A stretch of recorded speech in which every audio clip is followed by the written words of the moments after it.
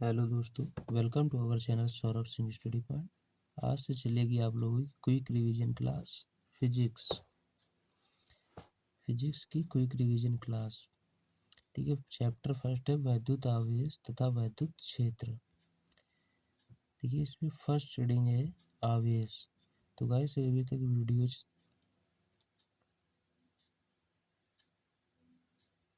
अपने दोस्तों के साथ शेयर नहीं किया है तो शेयर कर दें, और चैनल को सब्सक्राइब नहीं किया तो चैनल को भी सब्सक्राइब कर लें। आइए देखते हैं। फर्स्ट रीडिंग है आवेश। चार्ज किसे कहते हैं? किसी वस्तु का वह गुण जिसके कारण वह हल्की वस्तुओं को अपनी ओर आकर्षित करता है। तो आकर्षण करने का यही गुण आवेश कहलाता है। आकर्षण करने का यही गुण क्या कहलाता है? आवेश कहलाता है। देखिए, नेक्स्ट रीडिंग है आवेश के प्रकार। आवेश दो प्रकार के होते हैं, नंबर एक धनावेश और नंबर दूसरा एक ऋणावेश। देखिए, आवेश में जो गुण पाए जाते हैं, यदि सजातीय आवेश हो तो उनके मध्य प्रतिकर्षण बल कार्य करता है। अगर विजातीय आवेश हो तो उनके मध्य आकर्षण बल कार्य करता है। देखिए, यानी कि सजातीय आवेश, यानी कि अगर प्लस और प्लस मिलेगा तो ये प्रतिकर्षित करेंगे, एक दूसरे को दूर भगाने की कोशिश करेंगे। और अगर यही माइनस और प्लस हो जाए तो ये एक दूसरे को आकर्षित करेंगे, यानी कि एक दूसरे को पास पास कर लेंगे। फॉर एग्जाम्पल, जैसे बॉयज प्लस बॉयज, ये क्या होगा? प्रतिकर्षण। और विजातीय की अगर बात करें तो गर्ल प्लस बॉयज। ये ट्रिक है याद रखने का। आइए देखते हैं नेक्स्ट हेडिंग। देखिए, इस लेक्चर में आपको चैप्टर फर्स्ट का फुल फास्ट रिवीजन देखने को मिलेगा, जिसमें आपकी थ्योरी और डेरिवेशन भी रहेंगी, यानी कि full fast revision. Chapter first भौतिक विज्ञान का। तो अभी तक अगर दोस्तों के साथ शेयर नहीं किया है तो फटाफट दोस्तों के साथ शेयर कर दें। और आइए देखते हैं मूल आवेश। कैसा आवेश? मूल आवेश। ऐसा आवेश जो विभक्त ना किया जा सके तो उसको मूल आवेश कहते हैं। इसे ई से प्रदर्शित करते हैं, यानी e is equal to minus का 1.6 इंटू 10⁻⁻⁻19 कूलाम। इसका मास होता है 9.1 इंटू 10⁻⁻31 kg। अब नेक्स्ट हेडिंग है क्वांटिटीकरण।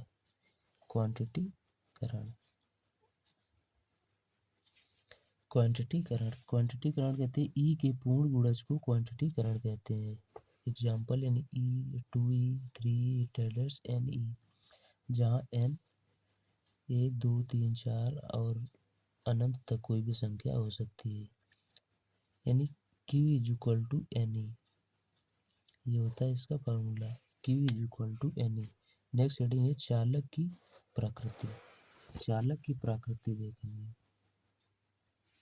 यदि किसी चालक में इलेक्ट्रॉनों की अधिकता हो तो उस चालक में ऋणावेश होगा और उसका द्रव्यमान बढ़ेगा। देखिए, यदि किसी चालक में इलेक्ट्रॉनों की अधिकता होगी, अधिक किया जाएगा कोई भी चीज़ तो उसमें द्रव्यमान तो बढ़ेगा, लेकिन उसमें क्या होगा? चालक में इलेक्ट्रॉन कैसे होंगे? ऋणावेश होंगे। यदि किसी चालक में इलेक्ट्रॉनों की कमी कर दी जाए तो जैसी बात है कि द्रव्यमान तो घट रहा होगा, लेकिन इसमें उस चालक में आवेश कैसा होगा? धनावेश होगा। अगर किसी चालक में इलेक्ट्रॉनों की कमी कर दी जाए तो उसमें धनावेश उत्पन्न होगा और द्रव्यमान घटेगा। आइए देखते हैं next heading. Next most important heading, coulomb का नियम। देखिए, कूलाम के नियमानुसार किन्हीं दो स्थिर बिंदु आवेशों के मध्य लगने वाला आकर्षण अथवा प्रतिकर्षण बल उन आवेशों के मात्राओं के गुणनफल के अनुक्रमानुपाती तथा बीच की दूरी के वर्ग के व्युत्क्रमानुपाती होता है। देखिए यहाँ से माना ये दो कोई पॉइंट है, ये पॉइंट ए है और ये पॉइंट बी है, लेकिन दो बिंदु आवेशों स्थिर होना चाहिए।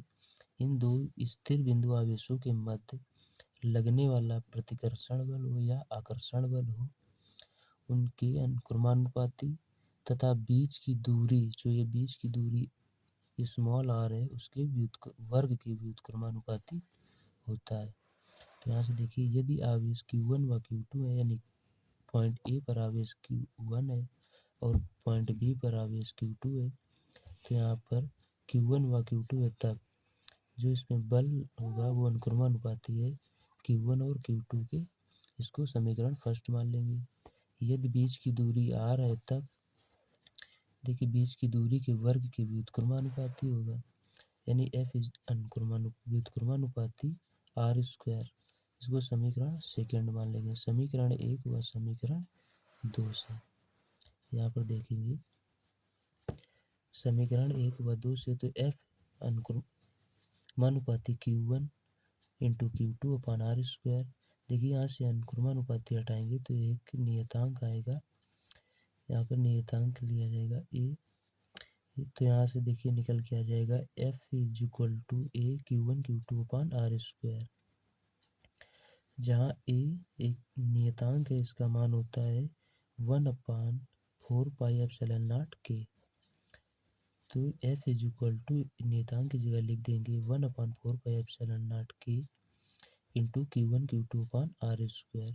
इसका मात्रक क्या होगा, न्यूटन बल है तो इसका मात्रक न्यूटन होगा। और देखिए यहाँ पर एप्सिलॉन नॉट है जो निर्वात की विद्युतशीलता है और k माध्यम का परावैद्युतांक है। निर्वात अथवा वायु में संबंध, निर्वात अथवा माध्यम, यहाँ पर लिख सकते हैं माध्यम, माध्यम में संबंध, यानी निर्वात देखिए k इक्वल टू 1 लिया जाएगा, तो F A 1/4 pi epsilon naught k की जगह 1 लिख देंगे into Q1 Q2 upon r square. इसको समीकरण फर्स्ट मान लेंगे। और माध्यम के लिए k का मान होगा कुछ न कुछ, तो यहाँ से f mean is equal to 1/4 pi epsilon naught k into Q1 Q2 upon r square. इसको समीकरण सेकेंड मान लेंगे। समीकरण सेकेंड में समीकरण फर्स्ट का भाग दे देंगे, यहाँ से f m is equal to 1/4 pi epsilon naught k into Q1 Q2 upon r square, पूरे के अपान में एफ निर्वात के लिए तो 1/4 pi epsilon not Q1 Q2 upon r square. इससे देखिए ये सब कैंसिल आउट हो जाएगा, तो यहाँ पर बचेगा 1/k।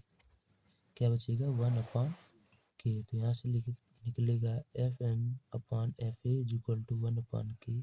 इसका मल्टीपल कराएंगे तो यहाँ से देखिए f a is equal to k f m, यानी निर्वात में जो बल लगेगा वो किसी माध्यम में जब लग रहा होगा तो उसके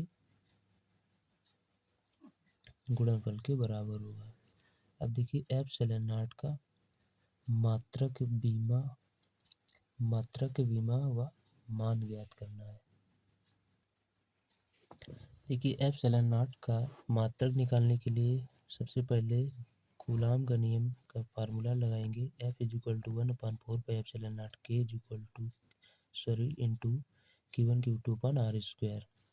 तो यहाँ से देखिए इसको इधर ले जाएंगे तो ये इसके बटे में आ जाएगा, भाग में आ जाएगा, तो यानी epsilon naught is equal to 1/4 pi f k into Q1 Q2 upon r square इतना आ जाएगा।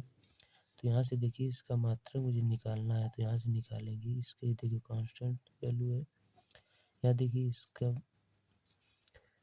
बल है तो बल का मात्रक न्यूटन, यानी 1/न्यूटन इज इक्वल टू आवेश है, आवेश का मात्रक कूलाम इंटू कूलाम, ये देखिए आर दूरी है तो यानी मीटर स्क्वायर।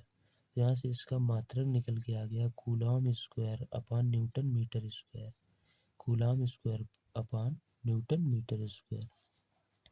अगर इसकी विमा की बात करें तो यहाँ से देखिए विमा निकालेंगे, एप्सिलॉन नॉट की विमा, कूलाम की विमा होती है 80, तो 80 का स्क्वायर अपान में न्यूटन की विमा होती है ml t-2, और लंबाई की विमा एल यानी एल स्क्वायर, मीटर स्क्वायर है तो एल स्क्वायर, तो यानी कि एप्सिलॉन नॉट की विमा निकल के आ जाएगी m की पावर -1, l की पावर -3, t की पावर 4 और a2, ये एप्सिलॉन नॉट की विमा निकल के आ जाएगी। एप्सिलॉन नॉट का मान, तो यहाँ से देखिए 1/4 पर एप्सिलॉन नॉट इतने पूरे का मान होता है 9.0 × 10⁻⁹। यहाँ से देखिए इसको इतना यहाँ रोक लेंगे और इसको इसमें गुणा करा देंगे, तो यहाँ से निकल के आएगा 1/ε0 इज इक्वल टू 9.0 × 10⁻⁹। ये देखिए यहाँ बटे में था, इधर आ जाएगा गुणा में, तो 4 × पाई, पाई की वैल्यू रख देंगे 3.14 और इसको पूरी को टोटली कैलकुलेट करेंगे तो यहाँ से निकल के आ जाएगा epsilon naught is equal to 8.85 × 10⁻12 coulomb square पर न्यूटन मीटर स्क्वायर। विमा इसकी जरूर याद रखना, m की पावर -1, t की पावर -3, l की power -3, t4 a2 epsilon naught की विमा होती है। देखिए नेक्स्ट रीडिंग है वैद्युत क्षेत्र की तीव्रता, इंपॉर्टेंट रीडिंग है। वैद्युत क्षेत्र की तीव्रता, वैद्युत क्षेत्र में स्थित किसी परीक्षण आवेश पर लगने वाले बल एवं स्वयं उसी परीक्षण आवेश की निष्पत्ति या अनुपात को वैद्युत क्षेत्र की तीव्रता कहते हैं। इसे ई से प्रदर्शित करते हैं। देखिए यहाँ से ई is equal to F/Q0, Q0 यहाँ पर क्या परीक्षण आवेश, यानी कि वैद्युत क्षेत्र में स्थित किसी परीक्षण आवेश पर लगने वाले बल एवं स्वयं उसी परीक्षण आवेश की निष्पत्ति या अनुपात को वैद्युत क्षेत्र की तीव्रता कहते हैं। इसे ई से प्रदर्शित करते हैं। मात्रक न्यूटन पर कूलाम, इसकी विमा की बात करें तो यहाँ से ml T-3 A-1, यह एक सदिश राशि है। वैद्युत क्षेत्र की तीव्रता कैसी राशि है, यह एक सदिश राशि है। बिंदु आवेश के कारण वैद्युत क्षेत्र की तीव्रता, यहाँ से देखिए बिंदु आवेश के कारण वैद्युत क्षेत्र की तीव्रता ज्ञात करना है। सबसे पहले माना एक बिंदु O जिस पर +Q चार्ज रखा हुआ है, बिंदु O से स्मॉल r दूरी पर एक बिंदु P है। ये स्टेटमेंट लिखेंगे, क्या लिखेंगे, माना एक बिंदु O है जिस पर +Q आवेश रखा हुआ है, इस बिंदु O से स्मॉल r दूरी पर एक बिंदु P है जिस पर वैद्युत क्षेत्र की तीव्रता ज्ञात करना है। अगर इस बिंदु P पर परीक्षण आवेश Q0 रखा हुआ है तो लगने वाला बल, देखिए यहाँ पर Q आवेश है, यहाँ पर Q0 आवेश है, तो इस पर लगने वाला बल, तो कूलाम के नियमानुसार F is equal to 1/4 pi epsilon naught K into Q0/r²। इसको समीकरण फर्स्ट मान लेंगे। अब लिखेंगे वैद्युत क्षेत्र की तीव्रता की परिभाषा से, वैद्युत क्षेत्र की तीव्रता की परिभाषा क्या कहती है कि किसी परीक्षण आवेश पर लगने वाला बल एवं स्वयं उसी परीक्षण आवेश की निष्पत्ति या अनुपात को वैद्युत क्षेत्र की तीव्रता कहते हैं। इसको समीकरण सेकेंड मान लेंगे, तो समीकरण फर्स्ट का मान समीकरण सेकेंड में रखने पर, तो यहाँ से देखिए इसको अगर निकालेंगे तो F इज इक्वल टू निकल के आ जाएगा EQ, क्या निकलेगा, F is equal to EQ, या फिर हम इसकी F की जगह पर समीकरण फर्स्ट का मान समीकरण सेकेंड में जब रखेंगे तो E इज इक्वल टू निकल के आ जाएगा 1/4 pi epsilon naught K into Q0/r² पूरे के अपान में Q0। देखिए Q0 से Q0 कैंसिल हो जाएगा, तो यहाँ पर बचेगा E is equal to 1/4 pi epsilon naught Q/r²। वैद्युत क्षेत्र की तीव्रता का मात्रक होता है न्यूटन पर कूलाम, इसकी विमा होती है ml T-3 A-1। वैद्युत छेद की तीव्रता एक सदिश राशि है। वैद्युत द्विध्रुव एक ऐसा निकाय है जो दो बराबर परंतु विपरीत प्रकार के आवेशों से मिलकर बना होता है, जिसके मध्य की अल्प दूरी 2l मीटर होती है। देखिए, वैद्युत द्विध्रुव एक ऐसा निकाय है जो दो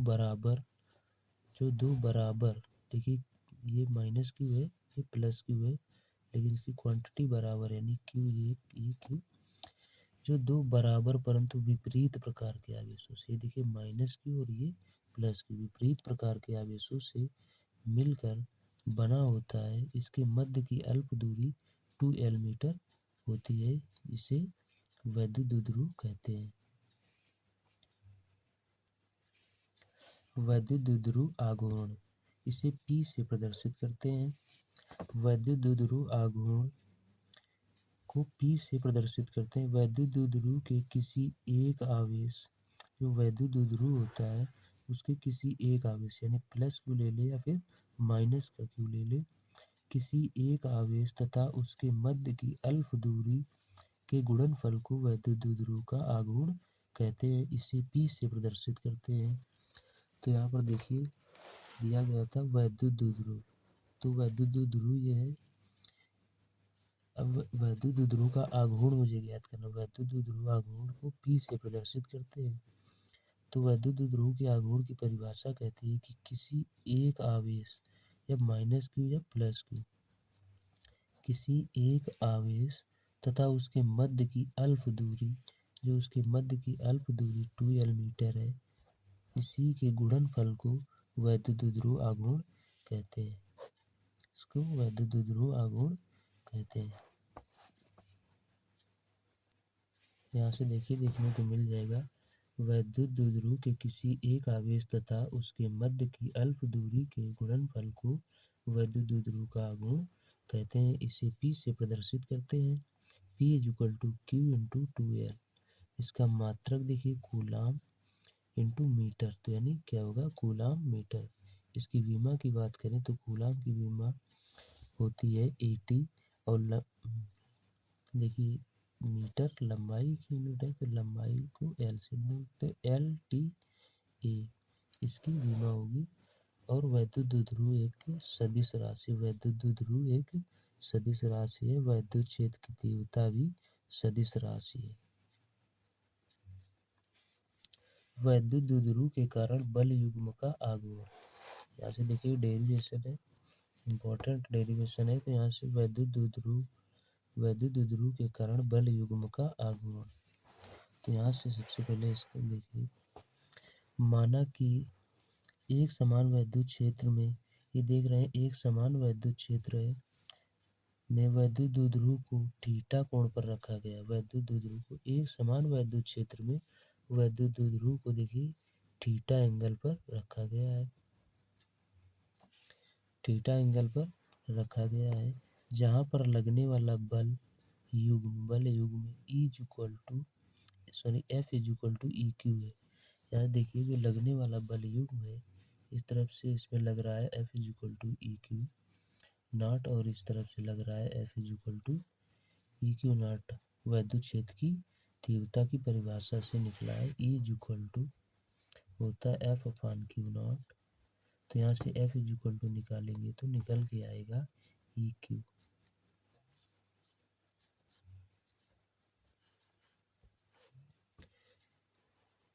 तो F = EQ है और इन आवेशों के मध्य की अल्प दूरी 2l मीटर है। यहाँ पर देखिए जो द्विध्रुव बना हुआ है, ये माइनस क्यू चार्ज है, ये प्लस क्यू चार्ज है, और इसके मध्य की जो अल्प दूरी है ये 2l मीटर दिया गया, 2l मीटर है। इसके जो एंगल ये है 90 अंश है।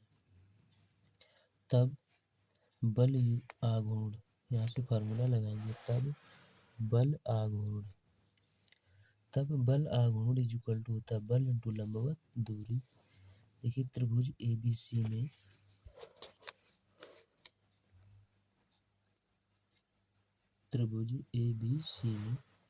देखिए यहाँ पर देखिए एक त्रिभुज बन रहा है, ये देखिए द्विध्रुव है और ये ऐसा करके ये त्रिभुज प्रकार का बन रहा है। ये इस प्रकार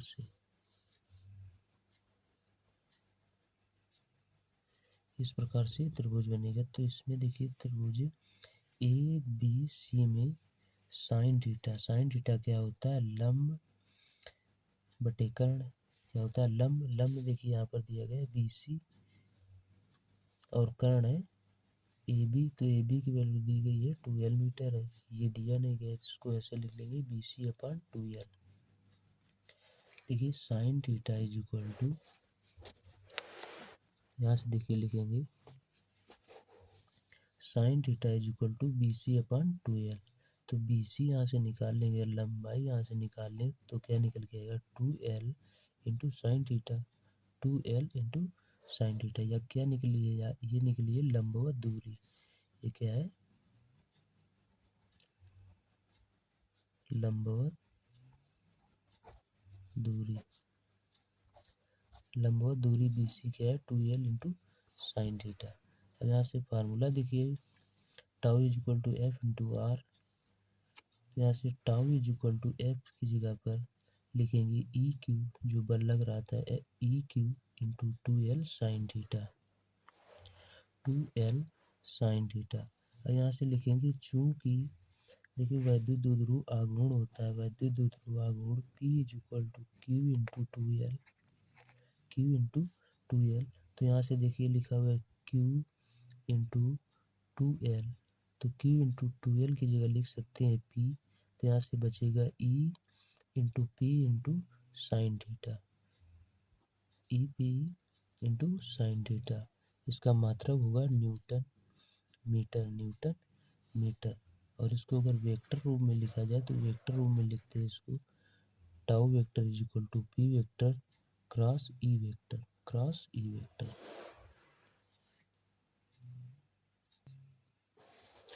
इस चैप्टर के दो इम्पोर्टेंट डेरिवेशन बचे हुए हैं। मोस्ट इम्पोर्टेंट डेरिवेशन है, मोस्ट, वेरी वेरी मोस्ट लिख सकते हैं, very very most important derivation है। अच्छी स्थिति में वैद्युत क्षेत्र की तीव्रता और निरक्षीय स्थिति में वैद्युत क्षेत्र की तीव्रता ज्ञात करना। देखिए बहुत ही लंबा वीडियो हो जाएगा अगर इन दोनों डेरिवेशन को कराएंगे। एक ही डेरिवेशन करने में बहुत ज़्यादा समय लगेगा, तो इसलिए मैं इन दोनों डेरिवेशन का वीडियो बना के इस वीडियो के डिस्क्रिप्शन में डाल दूंगा, वहाँ से जाकर देख लेना। मिलते हैं नेक्स्ट वीडियो में। थैंक यू, जय हिंद।